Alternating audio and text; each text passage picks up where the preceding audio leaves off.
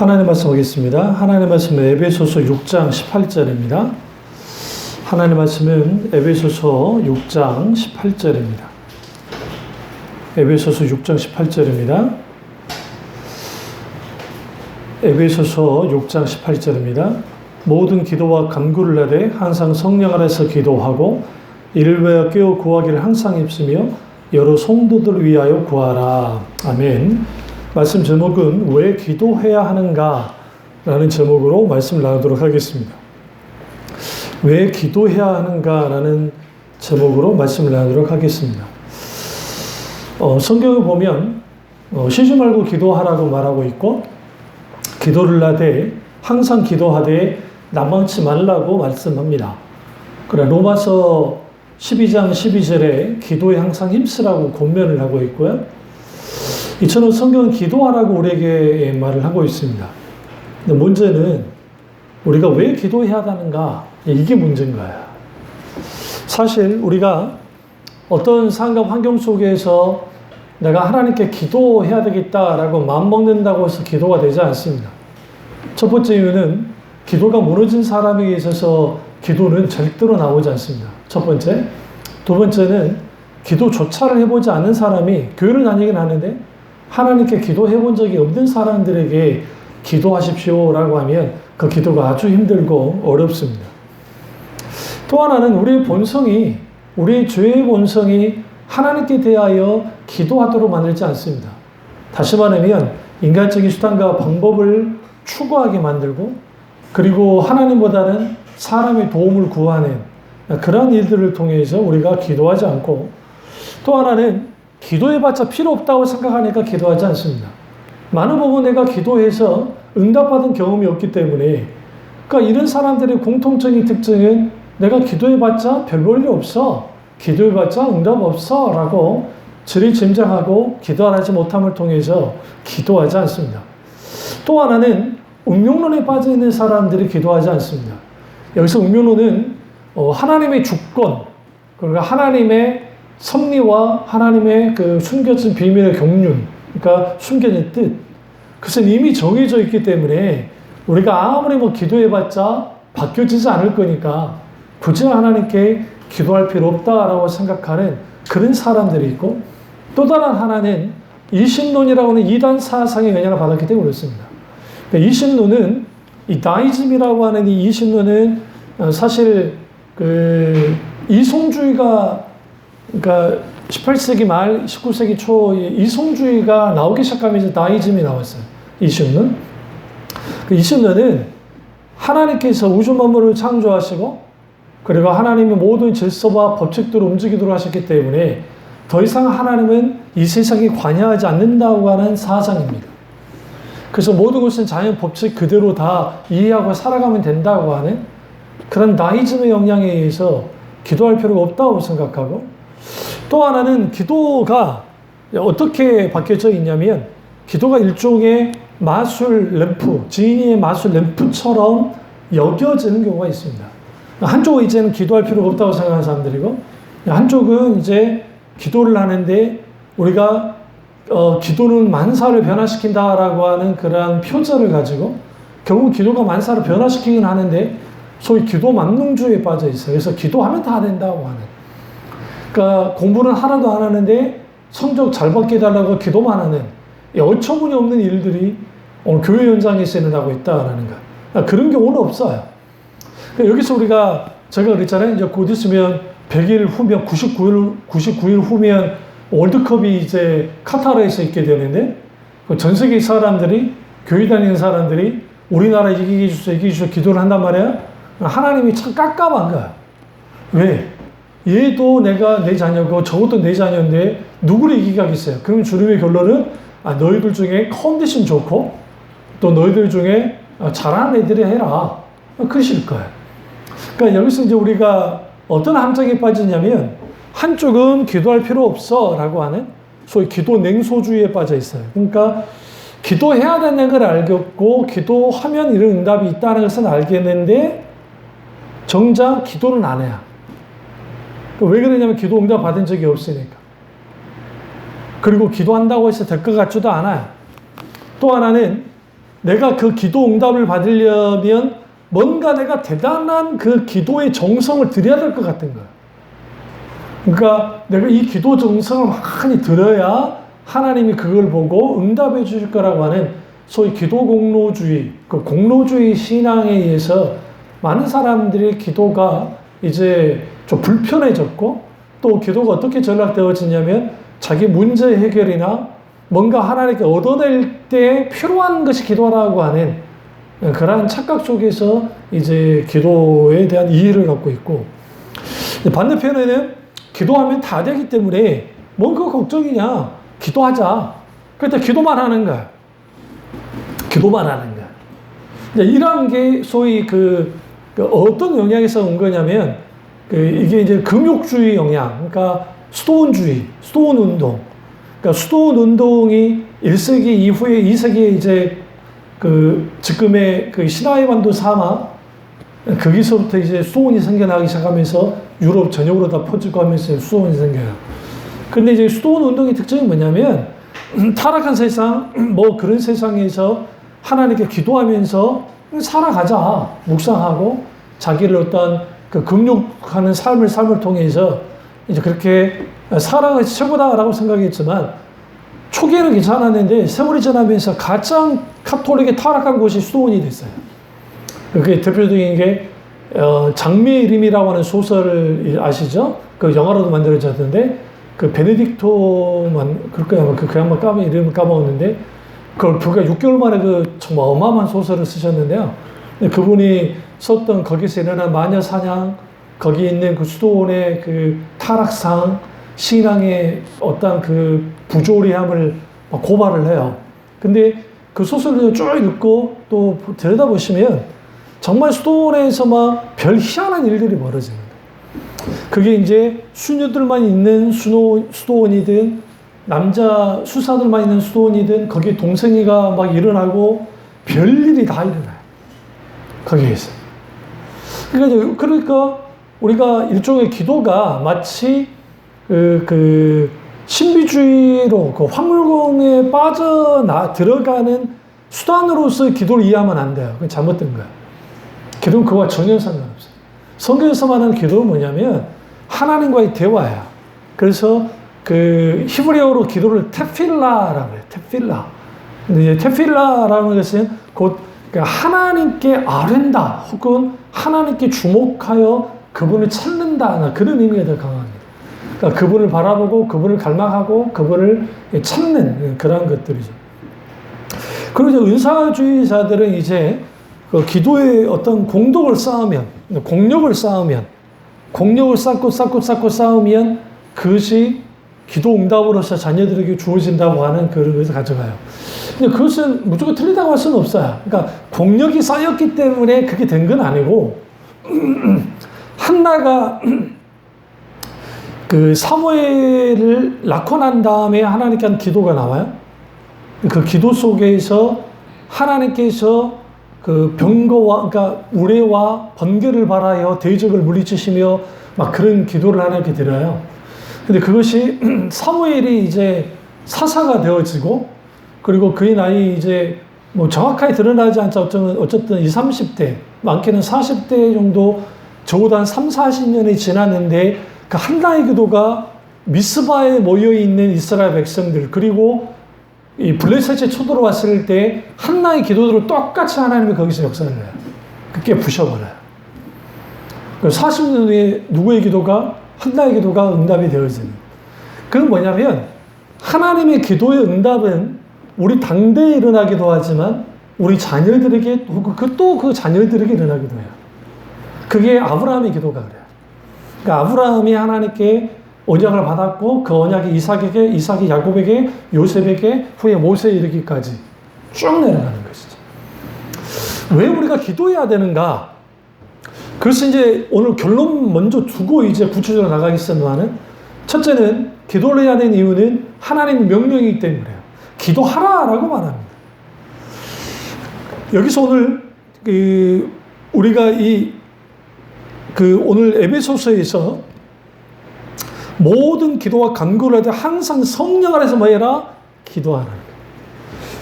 그냥 기도하는 것이 아니라 항상 성령 안에서 하는 거야. 기도가 왜 힘드냐면 기도가 독백처럼 느껴지니까 그래요. 나 혼자 쇼하는 것 같아. 그러니까 그렇게 힘드는 거야. 왜? 하나님의 음성을 들어본 적이 없으니까. 많은 그 기도는 대화라는 말을 들어봤을까요? 하나님과 대화. 근데 여기서 놓치는 게 있어요. 많은 사람들이.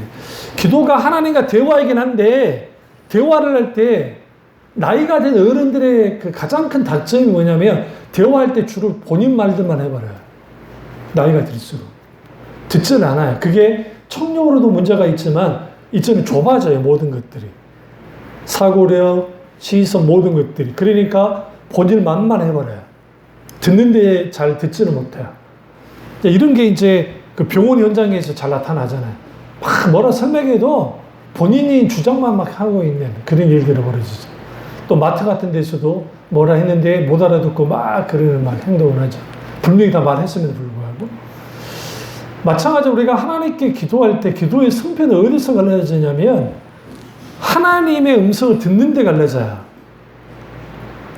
지금 내 답답한 현실, 이 문제 해결되지 않는 게 문제가 아니라 하나님의 음성이 들려지지 않는 게 문제인 거야. 너무나 많은 사람들이 하나님의 음성을 듣는데 소홀해요. 주로 내 기도만 하는데, 내 말만 하는데 너무 많은 것들 소비를 해요. 그러니까 기도하는 사람들 중에 상당수가 99.9%가 자기 자신이 99.9%에 다 자기 말만 해요. 그리고 하나님 음성을 듣지는 않아요. 종이 듣겠사오니 말씀하시옵소서라는 시간을 갖지 않아요. 그러니까 감사한 것은 그 은사 목사님이 지금은 은퇴하셨지만 우리 김정민 목사님이 늘 저 어린 시절부터 수목 교육에도 불구하고 통성기도 한 1시간 했으면 적어도 하나님 음성 듣는 묵상 기도는 적어도 20-30분은 하라. 그래야 충분히 하나님의 뜻을 가지고 은혜 가운데 정말 하나님의 놀라우신 역사를 경험할 뿐만 아니라 그 기도가 우리 가운데 실제로 우리의 삶을 강력하게 영향을 끼친다 했는데 그게 잘 안 돼요. 순모음이라 그러잖아요. 오늘은 좀 많이 달라지긴 했지만 불로불로를 하고 막 랄라랄라랄라 방언하면서 막 기도를 오랫동안 해요. 근데 정작 하나님 음성은 안 들어요. 그러니까 그 교육을 받았기 때문에 저는 어릴 때부터 하나님 음성을 들으려고 몸부림쳤어요. 묵상 기도하면서. 그리고 그게 발전되어져서 하나님과 대화하는 기도까지 나가게 되어지는 그런 거죠. 그 기도를 왜 해야 된다? 하나님의 명령이 있기 때문에 해야 돼요. 그래서 쉬지 말고 기도하라고 말하잖아요. 그게 데살로니가 그 전서 5장 17절에 항상 기도하라 하잖아요. 항상 기도하라. 그러니까 쉬지 말고 기도하라. 여기서 쉬지 말고 기도하라 할 때에 우리가 또 찾으세요. 데살로니가 전서 5장 앞에 있어요. 에베소 앞에. 아니요. 뒤에. 골로새서 딱 뒤에. 근데 여기 5장 17절을 보시면 쉬지 말고 기도하라 할 때 쉬지 않는다는 표현이 뭐냐면 이걸 우리가 쉬지 않는다라는 게 그냥 무조건 계속 기도만 해야 되는 것인가? 그거 아니라 헬라어로 엔파티카이라고 하는 이제 헬라어예요. 단어예요. 근데 그 문자적인 뜻은 뭐냐면 모든 시간에라는 뜻이에요. 근데 이걸 좀 더 이걸 해석을 하면 무시로 기도하라는 거야. 이걸 뭐냐면,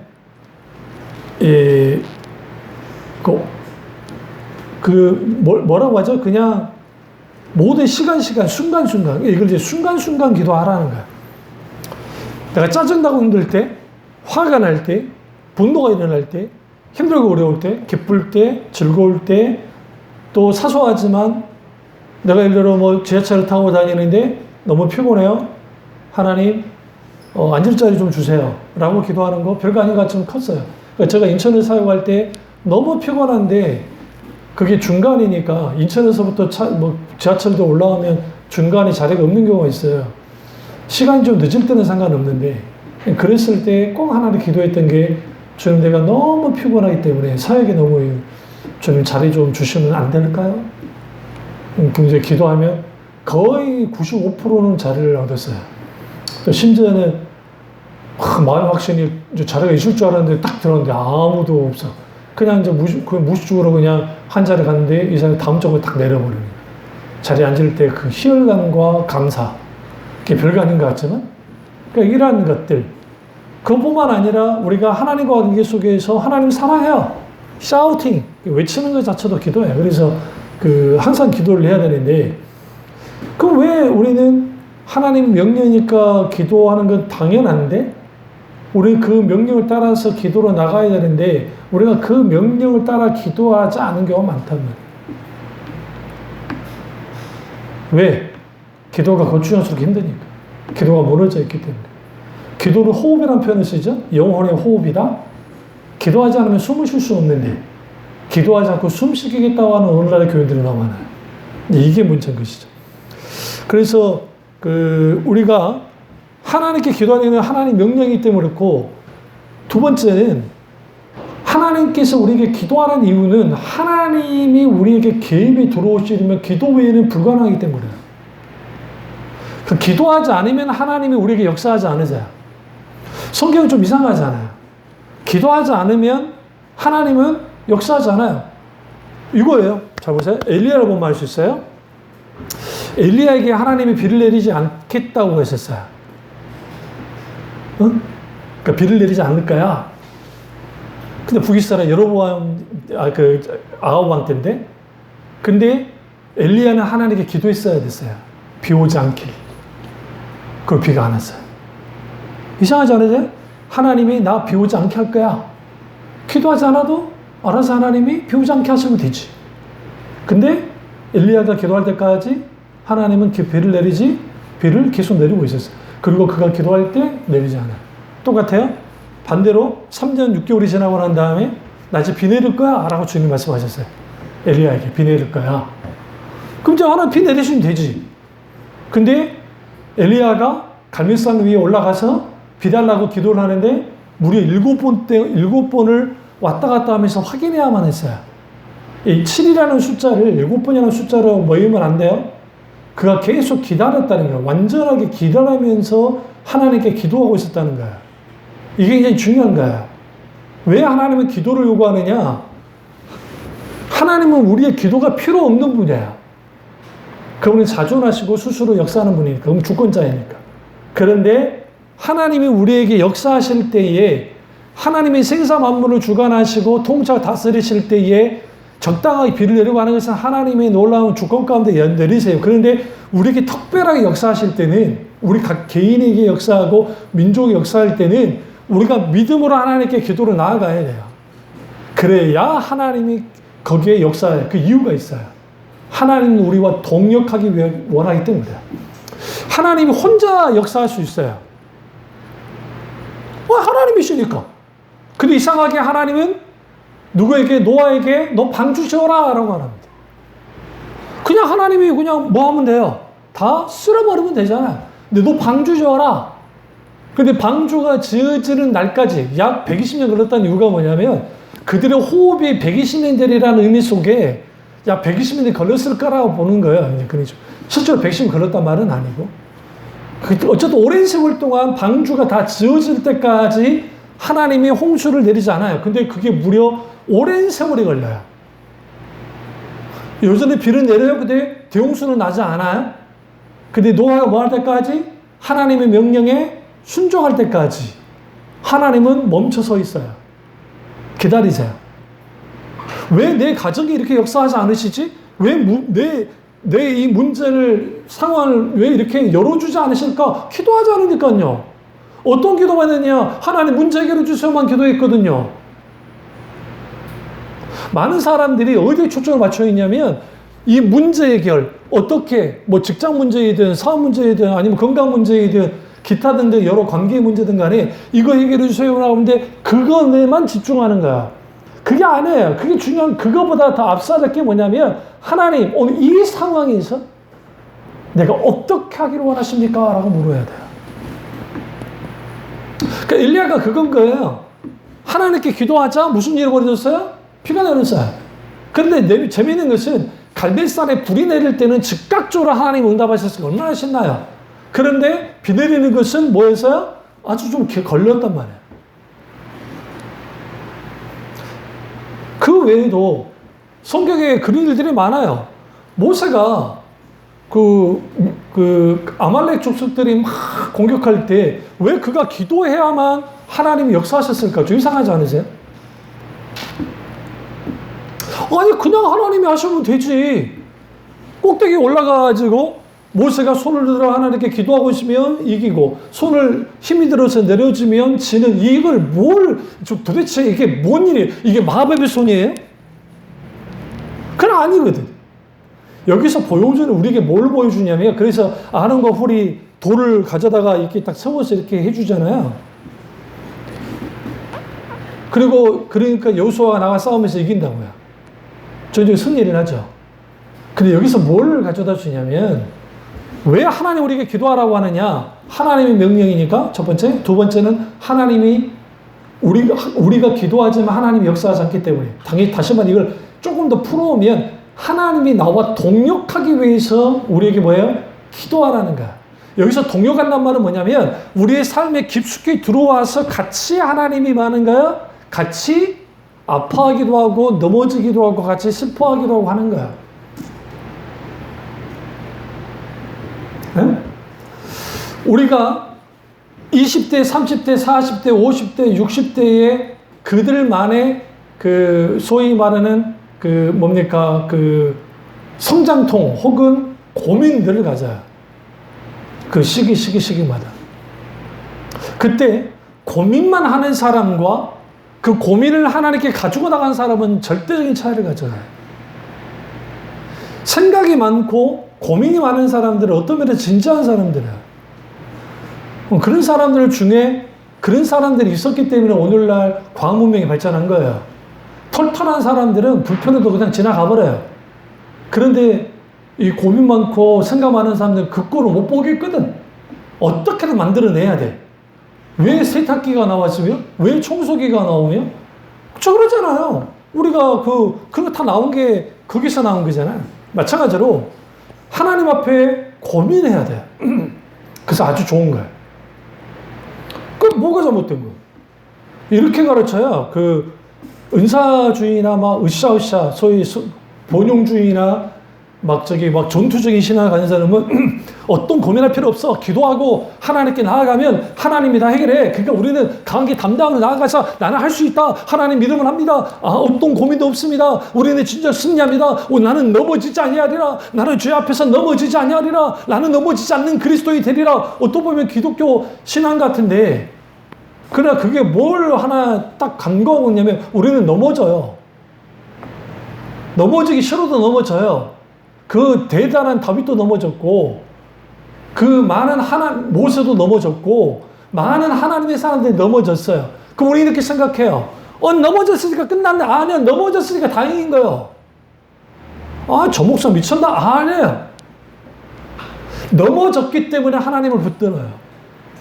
베드로의 위대함이 거기 있는 거예요. 베드로의 위대함은 베드로가 넘어지는데도 주님을 찾아요. 거기에 우리 고민거리들이 해결이 되는 거야. 거기에 우리의 문제들이 해결되기 시작하고, 우리가 하나님께 기도할 때 하나님의 뜻이 바뀝니까? 라고 우리가 만약에 질문한다 할 때, 던질 때, 하나님의 뜻은 절대로 안 바뀌어요. 하나님은 절대적인 주권자이기 때문에. 그러면 기도할 필요가 없네? 하나님이 나를 향한 뜻이 있으니까, 그러면 이미 뜻이 정해졌는데 기도할 필요 없는데, 이게 이제 운명론에 빠진 사람들, 율법주의에 묶여있는 사람들이 이런 식의 기도를 해요. 그래서 잘 들으세요. 유대교, 지금 현재 유대교, 메아샤림이라고 하는 정통파 유대인들, 현대 이스라엘도 있어요.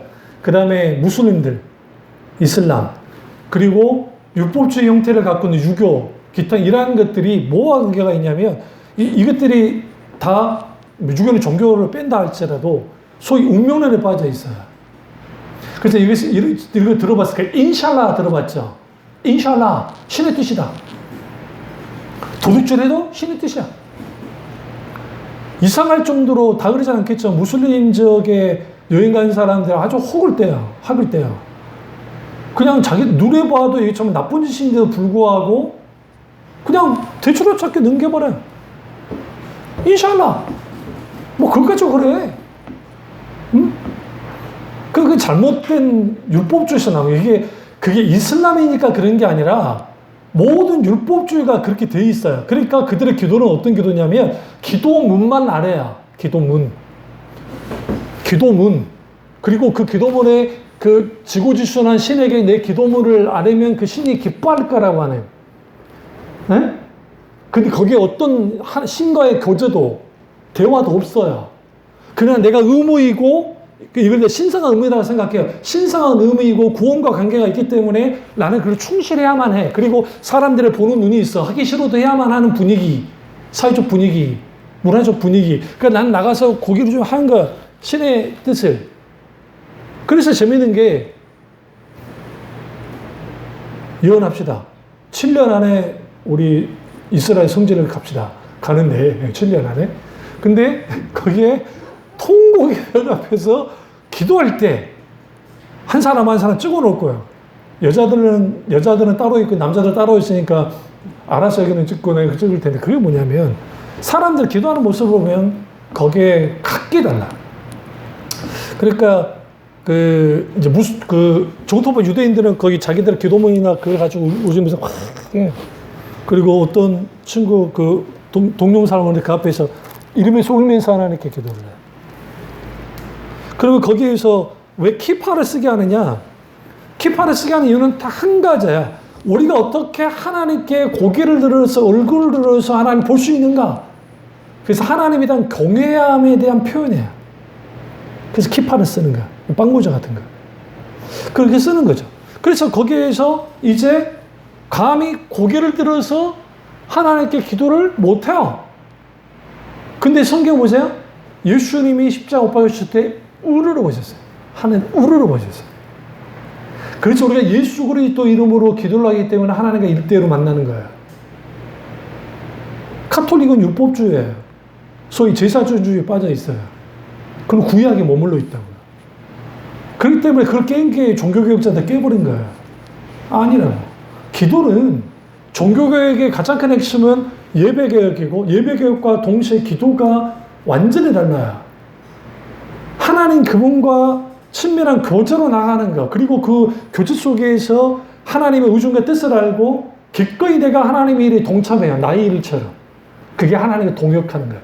근데 하나님이 놀랍게도 내가 그런 삶을 살 때 내 인생에 하나님의 동역이 들어와요. 그게 총리 일일 수도 있고 목회 일일 수도 있고 내가 예를 들어 뭐 노동일일 수도 있고 농사 일을 하는 것이 있고 상업 일을 하는 것도 있지만 그게 하나님 내 삶 속에 동역이 들어와요.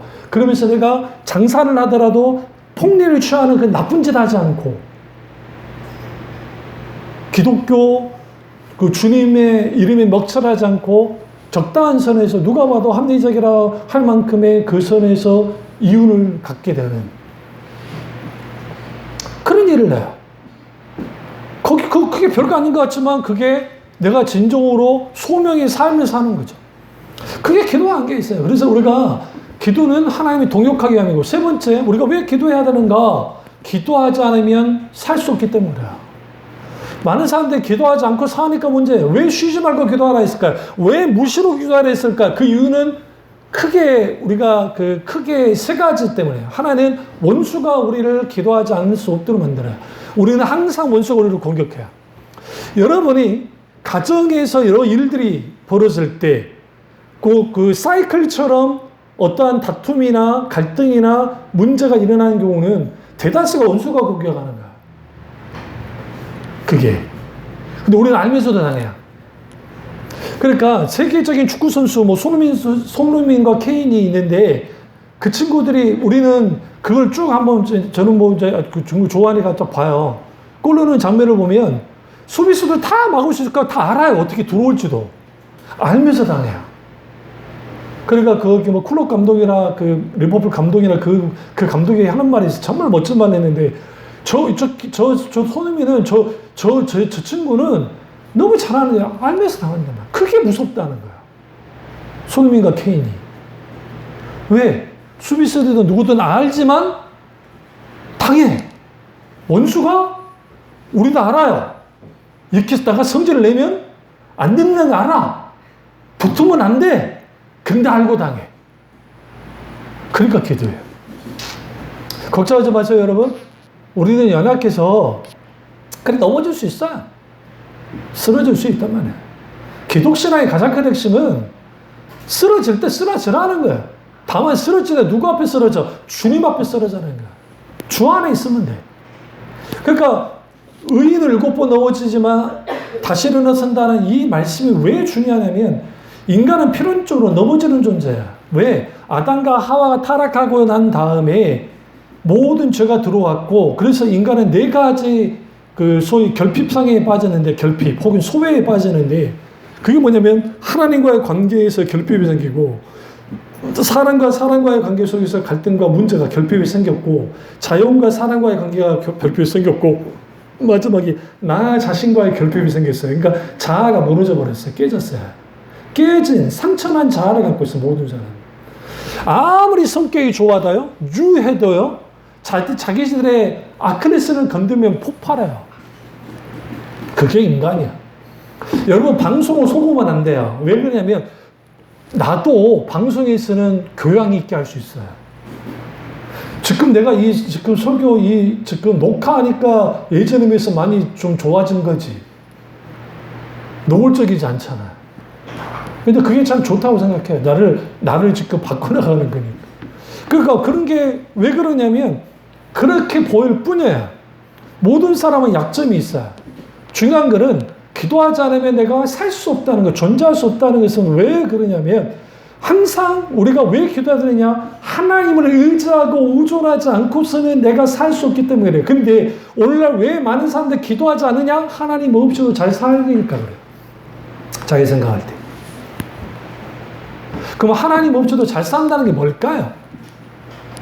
우리 생각에 여러분 그 TV 예능, TV 프로그램, SNS, 기타 유튜브 기타 이런 거 다 들여다보세요. 사람들이 뭘 가지고 사는가요, 다? 오늘날 세상에 뭘 가지고 살아요? 돈이에요. 권력, 명예, 인기, 모든 그 돈이에요. 돈 가지고 살아. 돈으로 모든 것을 가치를 먹여요. 그래서 얼마 벌었냐? 몇 평의 집을 사느냐? 그러니까 요즘 여러분 진짜 부자들은 굳이 서울대, 고대연대 거기에 집착하지 않아요. 하버드 대학 돈 주고 들어갈 수 있어요. 이런 말하면 하버드 대학 사람들이 나를 막 잡아먹을지 모르는데 SAT 그 시험 정도 통과하면 돼요. 그러니까 거기는 기부금 많이 내면 또 해요. 졸업은 별개의 문제예요. 하버드 대학을 들어가더라도 외국 대학은 대학 졸업이 더 힘들어요. 우리나라는 대학 졸업이 더 쉬워서 그러지. 이제 그래요. 그러니까 다 그 친구들 뭐예요? 진짜 돈 많은 사람들은 다 외국 대학 학위를 다 가잖아요. 외국 대학, 미국 대학이나 그 대학을 들어가 쉽단 말은 아니에요. 그럼에도 불구하고 그래도 우리 그 서울대나 그거에 비한다고 한다면 우리 이제 수시가 있으니까 그런데 만약에 수시가 없다고 가정했을 때 정시로 들어가는 건 쉽지 않잖아요, 사실. 그러면 우리는 여기에서 사람들이 돈으로 살아요. 그 돈은 아주 중요해요. 돈 자체는 악이 아니에요. 문제는 돈이 탐심과 연결됐을 때 그게 일만하게 뿌리가 되는 거예요. 돈 때문에 사람 죽이고 돈 때문에 분란이 나고 돈 때문에 기타 여러 가지 일들이 벌어지거든요. 그러면 우리는 왜 기도하는가? 기도해야만 내가 살아갈 수 있고 기도해야 하나님의 인도를 받을 수 있기 때문이에요. 내 앞이 깝깝해. 내 인생이 깝깝해. 저 말씀드릴까요? 제가 아주 어렸을 때, 그러니까 아버지 돌아가셨을 때에 우리 집에 10만 원이 뭐예요? 단도 2, 3만 원도 없었어요. 그럼 그때 그 시절에 이제 내가 하나님 믿기 시작했으니까 그전에는 모태신앙이긴 하지만 그때 그 막연함이라는 것은 상상을 초월하잖아요. 그리고 이제 여러 가지 상위 학교로 올라가는 그 일련의 과정들 그게 쉽지 않았어요, 솔직히. 등록금도 어쨌든 큰아들이 먼저 해야 되잖아요. 어머니 힘들게 하지만. 근데 하나님은 놀랍게 채우시고 하는 일들. 근데 그래도 여전히, 그러니까 요즘 이번에 반지하, 옥탑, 전 다 살아봤잖아요. 이 반지하의 정말 가슴 아픔. 우리 애들도 반지하 살았잖아요. 개척했을 때. 그러니까 그런 반지하, 그다음에 그러한 것들 힘들고 어려움, 그 답답함 그런 거 이제 송동일 씨가 농담 삼아 했던 말 농담 삼아서 100년 만에 우리 집안에 내가 집을 가졌다고 이제 농담 삼아 그랬잖아요. 그러니까 그런 것처럼 그런 거죠. 그 막연함. 그런데 놀라운 것은 그 막연함을 통과해 나가게 하는 것은 기도예요. 하나님 앞에 계속 기도해야 돼. 단순히 이거 해주세요, 저거 해주세요가 아니라 내 인생을 맡기고 내 고민의 문제에 대해 하나님께 토로해야 돼. 어떻게 하나님 하기 원하시는지 또 내 가까운 문제에 대해서도 하나님께 아뢰고 또 필요에 대해서도 구하세요. 뭘 필요가 한 게 뭐가 잘못된 거예요. 그런데 여기서 앞서는 게 뭐냐면 먼저 그의 나라와 그의 의를 구하라. 그리하면 이 모든 것을 너에게 더하겠다는 말이 중요한 거야.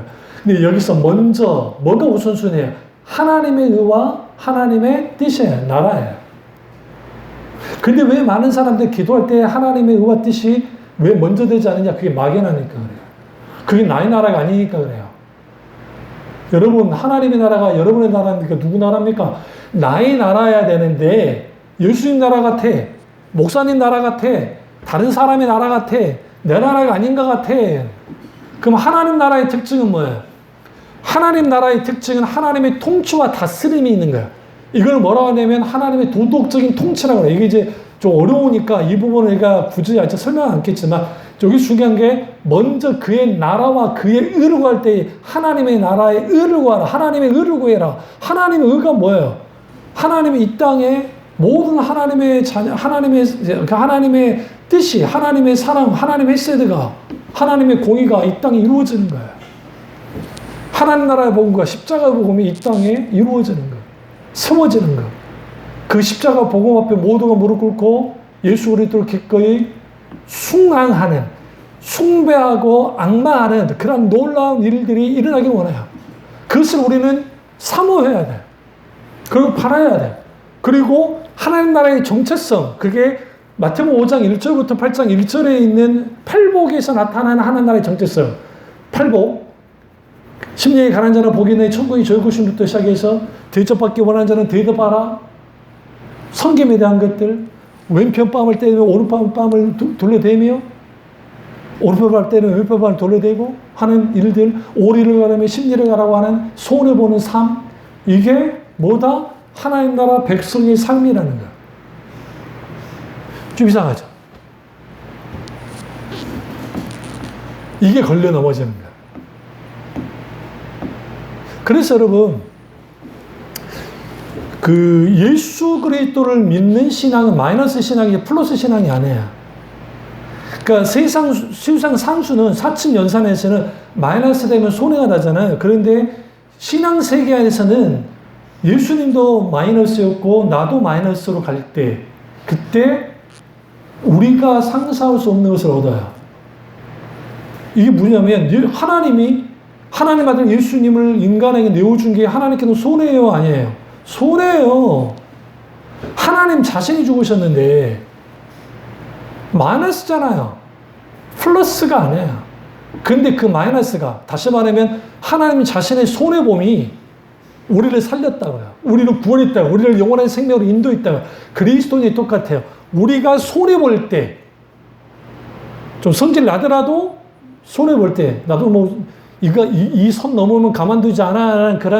그런 성격을 갖고, 요즘에 그걸 좀 꺾어보려고 노력을 하긴 하는데, 근데 어쨌든, 그 내가 마이너스 될 때, 손해본 듯 하지만, 오히려 하나님의 그것을 합력하여 선을 이루듯이 하나님의 선으로 바꿔요. 그 대표적인 요셉이에요. 요셉, 종으로 팔린 거 마이너스잖아요? 죄인 된 거 마이너스 했잖아요? 그런데 하나님 마이너스를 뭐로 바꿨죠? 플러스 알파로 바꿔놨어요. 플러스 알파. 사랑은 참으로 버리는 것, 버리는 것, 버리는 것. 우리는 그런 노래를 초등학교, 우리 교회학교에서 배웠지만 더 가지지 않는 거라는데 세상은 더 가져야 된다고 그러죠. 이러한 것들이 기도 가운데서 우리 고민을 하나님께 털어내기 시작할 때 계속 털어놓게 될 때 그때 거기서 우리는 분명히 알게 되어져요. 하나님 그분이 나를 왜 이렇게 다루시는가? 다루시는 이유가 뭔가?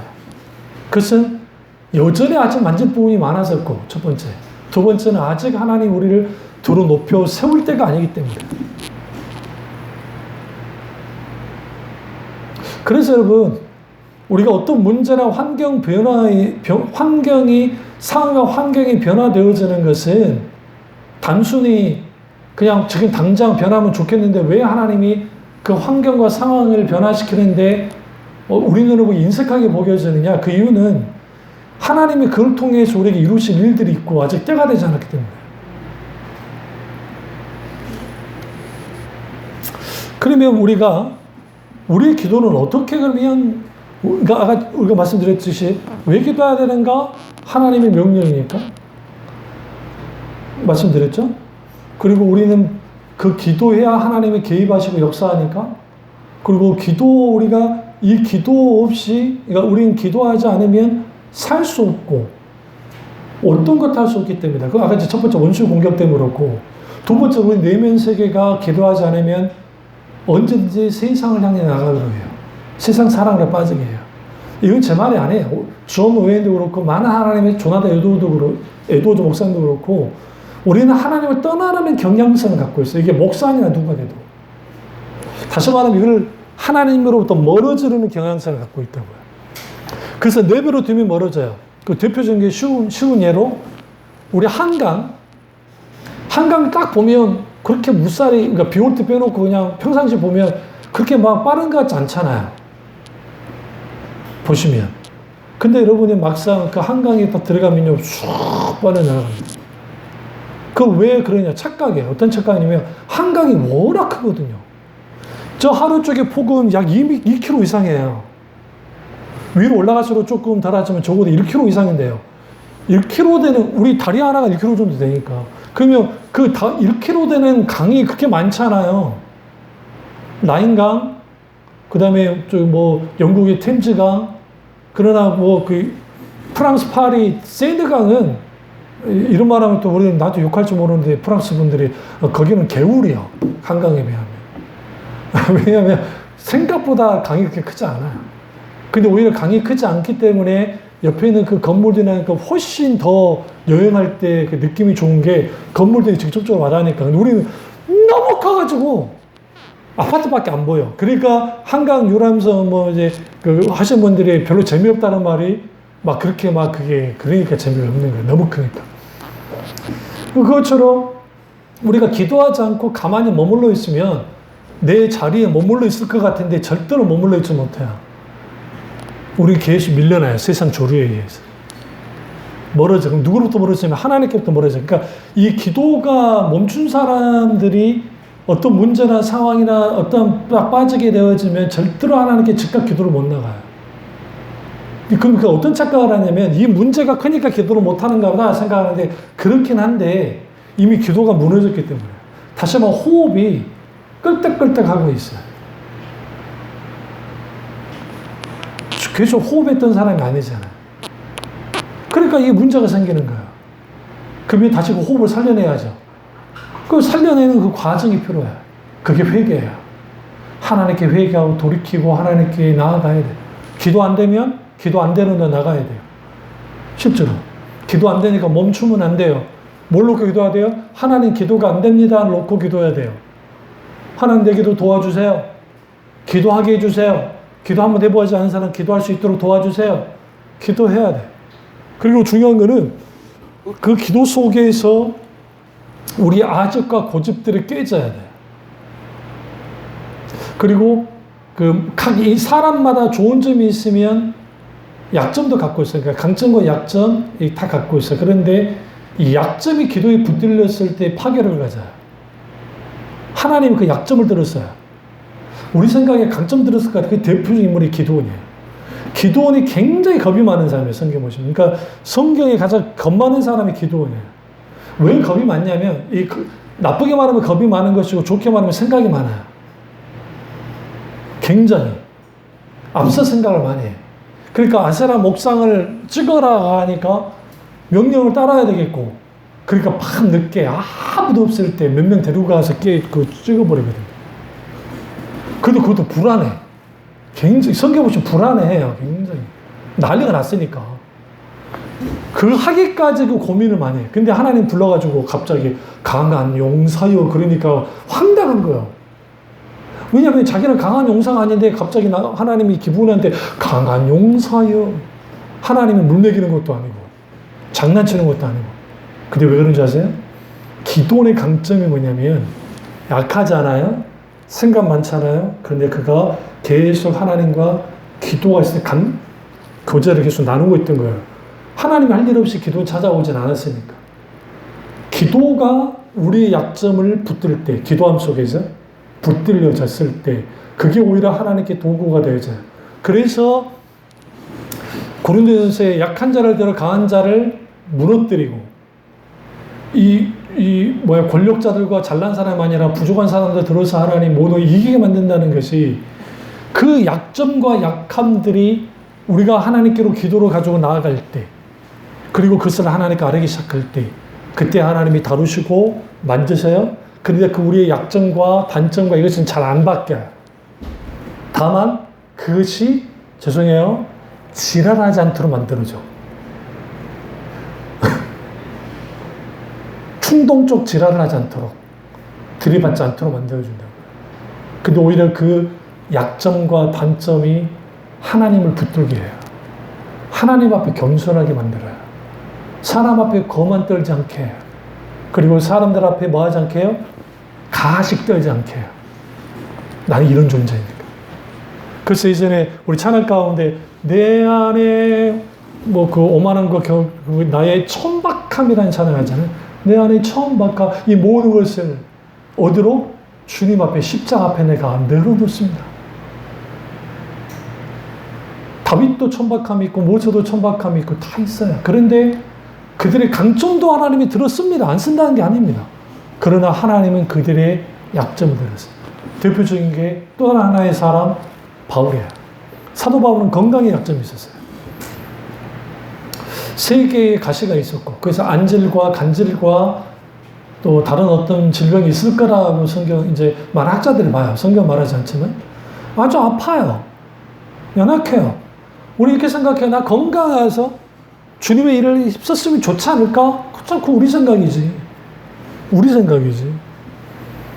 하나님은 오히려 우리의 이 건강의 연약함들, 그런 것들이 오히려 나이 나 된 것은 하나님, 그러니까 내 은혜가 족하다고 주님 말씀하심을 통해서 그 연약함이 사도 바울로 하나님은 자고하지 않도록 했다라고 했어요. 자고라는 표현이 교만을 뛰어넘습니다. 이게 스스로 하나님처럼 높아지려고 하는 것들을 탁 찍어 눌러버려요. 누구를 위한 거였어요? 바울을 위한 거였어요. 때로는 우리의 약점들이 나 자신을 위한 거야. 우리는 그 약점을 완전히 극복해야 되는 것이고 빨리 벗어버려야 돼요. 그 심리학에서는 그래서 어떻게 하냐면 우리 약점은 일단 놔두고 강점을 배가시키면 약점이 상쇄되니까 그걸로 살아가는 것이다 라고 가르쳐요. 근데 그 말이 아니에요. 제 말은. 우리의 약점이 하나님께 붙들려야 된다. 그 붙들리는 것은 기도 가운데 붙들려요. 그래서 매 순간순간 나의 연약함과 부족함을 내려놓고 하는 거예요. 그래서 여러분, 기독신앙에 있어서 뭘 빠지면 안, 기도에 있어서 뭘 놓치면 안 되냐면 신비예요, 신비. 신비주의를 말하는 게 아니라 신비. 그게 뭐냐면 하나님을 깊이 묵상함으로 하나님의 임재를 경험해야 돼요. 그 하나님의 임재를 경험한 적이 없는 사람들이 기도할 때 주로 하나님 이거 해주세요, 저거 해주세요, 이 문제 해주세요, 저 문제 해주세요 막 기도를 하거든요. 그 기도해라니까요. 그거 잘못된 건 아니에요. 근데 그 기도만 나가니까 문제인 거예요. 하나님이 우리에게 원하는 거, 이제 결론을 합니다. 기도로 나왔을 때 나를 원하지 내 문제를 원하는 게 아니에요. 여러분 어떤 친구가 있어요? 늘 나랑 같이 굉장히 친한 친구예요. 근데 서로 전화도 자주 하고 같이 해요. 응? 근데 늘 전화 올 때마다 나 이렇게 힘들어, 저렇게 힘들어, 나 이런 문제 있어, 저런 문제 있어, 내 고민만 털어놔요. 근데 그것도 하루 이틀이지 계속 해봐. 그럼 어떻게 돼요? 가깝게 한 너무 먼 낭식이 돼버리는 거예요. 마찬가지로 하나님과도 관계도 마찬가지로 하나님도 인격주의신 하나님.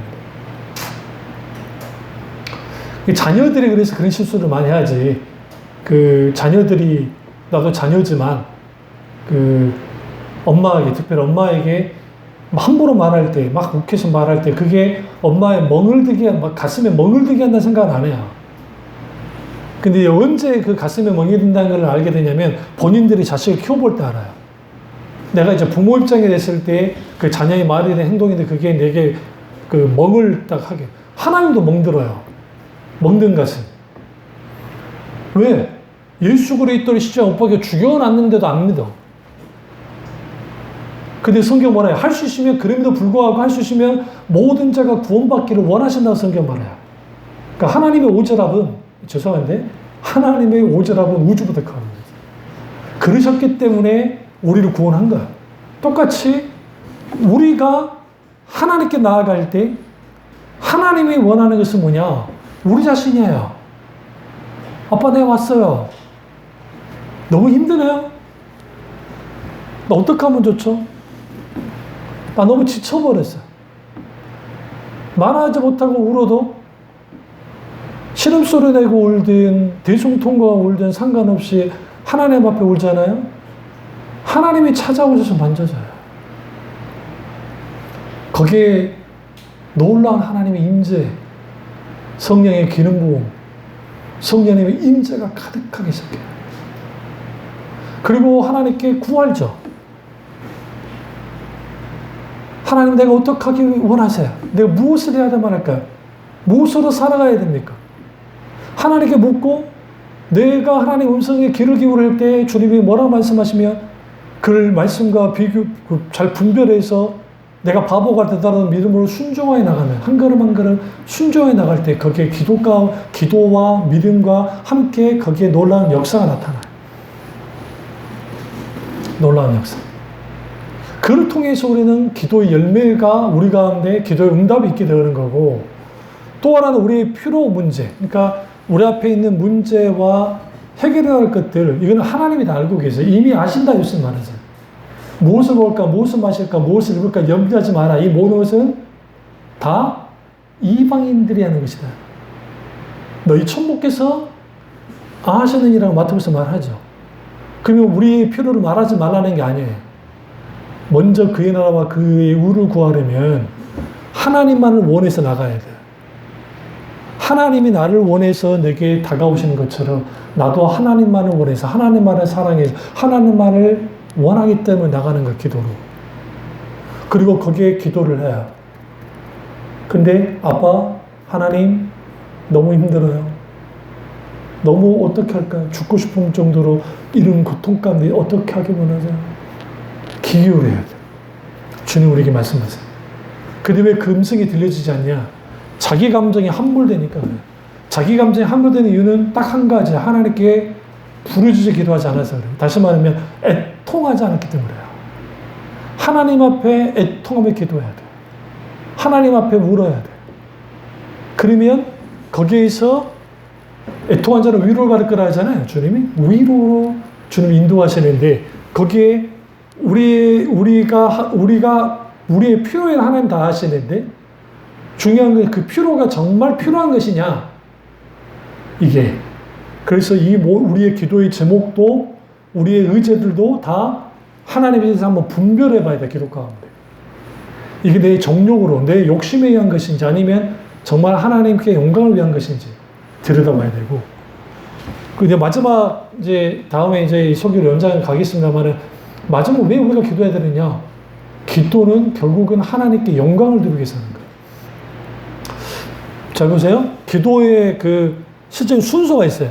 하나님의 영광을 위해서 기도하고 그 다음에 우리의 필요를 위해서 기도해야 돼요.